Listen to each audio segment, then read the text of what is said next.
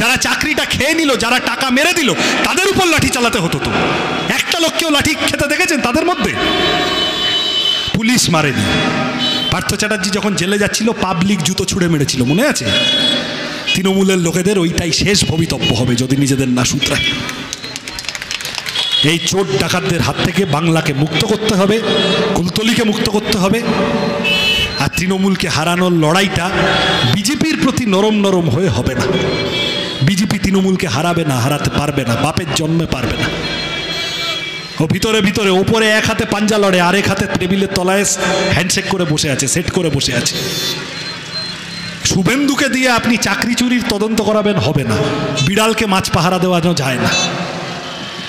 তাহলে বড় ফুল ছোট ফুল মিলে, এই সবে সবে এপ্রিল মাস গেল, মে মাস চলছে, বড় ফুল ছোট ফুল মিলে পাবলিককে এপ্রিল ফুল করেছে। তাহলে একেবারে আগা ধরে যদি 20 ফুল কেটে দিতে হয়, তাহলে হাতে কাস্তে ধরো, কাস্তে ছাড়া উপায় নেই, কেটে দাও। দেখবে ঘাস চলে না থাকলে, এই 20 ঘাস যদি না থাকে, গরু এমনি এমনি চলে যাবে।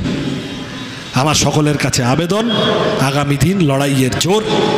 9ই জুলাই ধর্মঘট, সেই ধর্মঘটের মধ্যে আমাদেরকে সমস্ত ধর্মের মানুষ মিলেমিশে মানুষের রুটি রুজির কথা, রুটি কাপড়া মাকান কামুত্তা, অন্ন বস্ত্র বাসস্থান শিক্ষা স্বাস্থ্য কর্মসংস্থানের কথা আমাদেরকে বলতে হবে। সিদ্দিকুল্লাহ কোনোদিন দেখবে না মুসলমান ঘরের ছেলে মেয়েদের স্কুল কেন বন্ধ হচ্ছে বলে মিছিল করবে।